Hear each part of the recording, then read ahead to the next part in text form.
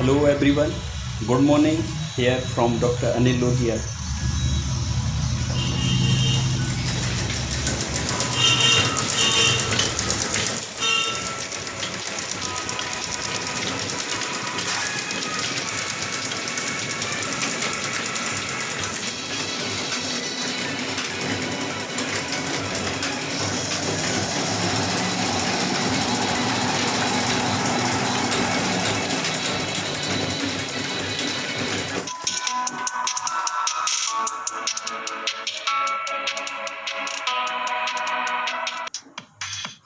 Hello मित्रों, आज मैं आपको बताऊंगा स्वस्थ रहने के तरीके। कैसे हम जीवन में स्वस्थ रह सकते हैं, वह कौन कौन सी स्थितियां हैं जिनके द्वारा हम अपने शरीर की फिटनेस को मेंटेन कर सकते हैं, उसके बारे में आज हम आपसे बात करेंगे। मित्रों, सबसे पहली बात है जो स्वस्थ रहने के लिए सबसे ज़रूरी है, वह है आपका खाने पीने के तरीके। किस तरह से हमें डाइटिंग मेंटेन करना है, वो सबसे पहला फैक्टर है जिसके द्वारा हम स्वस्थ रह सकते हैं। अगर हमारी डाइट फिट तो हमारा शरीर हिट। इसके लिए हमें सबसे पहले अपनी डाइट का मेंटेन करना पड़ता है, और डाइट में सबसे महत्वपूर्ण चीज़ होता है साफ पानी। अगर आप साफ पानी पी रहे हैं और प्रॉपर अमाउंट में डाइट कर रहे हैं, डाइट ले रहे हैं, अपनी बॉडी वेट के हिसाब से, अपने वर्क के हिसाब से, जो आप काम कर सकते हैं, जो आप काम करते हैं, उस काम के हिसाब से अगर आप डाइट मेंटेन कर रहे हैं तो आपको स्वस्थ रहने का पूरा अधिकार है। दूसरी महत्वपूर्ण बात होती है, वो होती है घूमने की। आप अगर वॉक कर रहे हैं, सुबह कम से कम आप 3 किलोमीटर घूम रहे हैं, तो आपके लिए स्वस्थ रहने का पूर्ण अधिकार है। आप कभी भी बीमार नहीं पड़ेंगे, चाहे कोई सा भी मौसम हो, कैसी भी परिस्थिति हो, तेज़ सर्दी हो या तेज़ गर्मी हो या बरसात हो। अगर आप रेगुलर घूम रहे हैं तो आप लगातार ध्यान रखिए, आप कभी भी अस्वस्थ नहीं होंगे, बीमार नहीं पड़ेंगे। डाइट और घूमना। तीसरी महत्वपूर्ण चीज़ है, वो है योगा करना। योगा जरूर करें। घूमने के साथ, डाइट मेंटेन करने के साथ योगा की अगर आपने हैबिट की है तो वो आपके लिए मानसिक और शारीरिक रूप से स्वस्थ रखने के लिए बहुत ही अच्छी एक्सरसाइज है।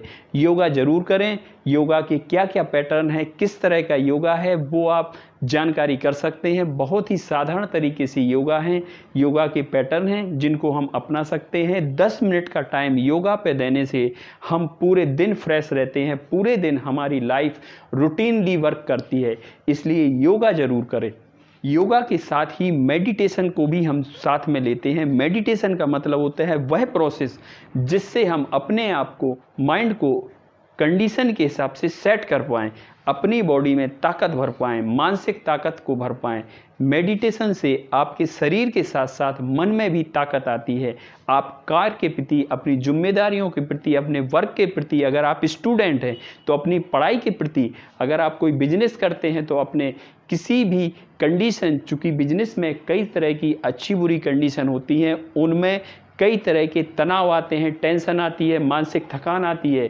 यह बात विद्यार्थियों के लिए, स्टूडेंट्स के लिए मैं भी बता रहा हूँ कि उन्हें भी अपनी पढ़ाई के बाद मानसिक थकान आती है। रिफ़्रेश करने के लिए, माइंड को ताजगी देने के लिए आप मेडिटेशन ज़रूर किया करें।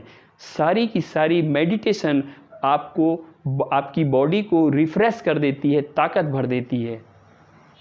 अगला जो पॉइंट, जो 4th पॉइंट है जो मैं आपको बता रहा हूँ, वो भी महत्वपूर्ण है। वो ये है कि आप जो भी कार्य करते हैं, आप टीचर हैं, आप डॉक्टर हैं, आप प्रोफेशन हैं, किसी भी तरह का कार्य करते हैं, आप फिज़िकल वर्क करते हैं, आप किसी के यहाँ वर्क करते हैं, किसी भी तरह का कोई भी जॉब आप क्यों ना करते हो, आप अपने जॉब से प्यार करने की आदत डालें। आप अपने जॉब के लिए समर्पित होने की कोशिश करें। आप अपने जॉब के लिए लगातार मन लगा के करने की ताकत बनाएं। इससे आपकी बॉडी में लगातार कार्य के प्रति थकान नहीं होगी, आप अपने काम से थकेंगे नहीं। इस कार्य को करने के लिए, इस तरह की मेंटलिटी को डेवलप करने के लिए आपको लगातार विचार करना पड़ेगा, मन बनाना पड़ेगा कि जो मैं कार्य कर रहा हूँ वो मेरे लिए ज़रूरी है, ये कार्य मेरे जीवन से जुड़ा है, ये कार्य मेरे मन से जुड़ा है, ये कार्य मेरी जीवन की उन्नति के लिए जुड़ा है। इस तरह के विचारों को अगर आप मन से भर लेते हैं तो आपको अपने कार्य में कभी भी बोरियत नहीं होगी, बोरडम नहीं आएगा, कभी भी थकान नहीं होगी, आप अपने काम में थकेंगे नहीं। रात में भी आपको सोते समय लगेगा कि काश मुझे 1-2 घंटे और मिल जाते तो मैं और काम करता।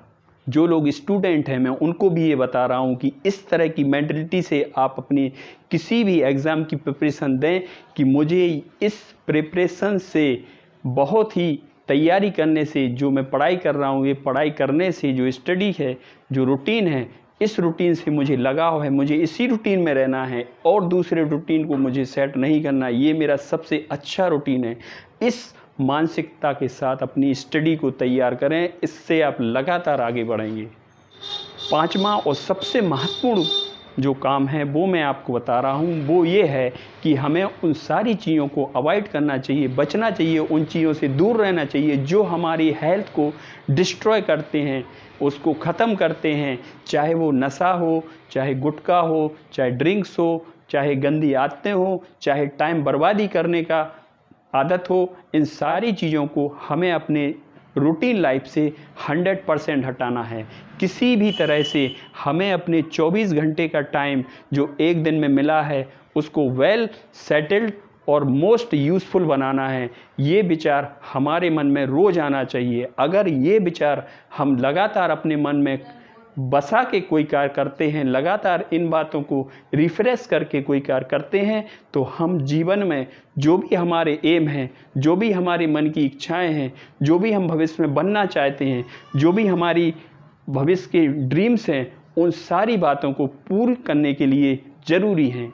इस तरह हमने आपको बताया कि इन पांचों तरह की जो रूटीन लाइफ हैं, जो पांचों तरह की फंडा हैं जो हमने आपको आज बताए हैं, इन सारी चीज़ों को आप जीवन में अपनाएं, उन्हें यूज़ करें, ऐसा रूटीन बनाएं। मैं आपको विश्वास दिला रहा हूँ, आप वही करेंगे, आप वही बनेंगे, आप वही ड्रीम्स को पूरा कर लेंगे जिसके बारे में आप दिन रात सोचते हैं।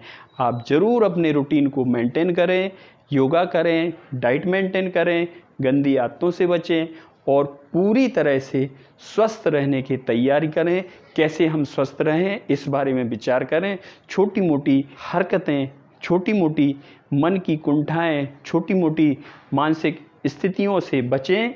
इन सारी स्थितियों को हटा के आप अपने नए जीवन को शुरुआत करें, आप ज़रूर सफल होंगे। आपको हमारा वीडियो कैसा लगा, हमसे ज़रूर जुड़ें, हमारे चैनल को सब्सक्राइब करें। ऐसी ही बातें आपके जीवन में आएंगी। आपके लिए हम आपको आगे बढ़ाने के लिए जो भी ज़रूरती चीज़ें हैं, स्वस्थ रखने के लिए, स्वस्थ रहने के लिए ज़रूरी बातें हैं, उन सारी बातों को आपको बताएंगे। इस तरह से आप जीवन में लगातार प्रोग्रेस करेंगे। धन्यवाद।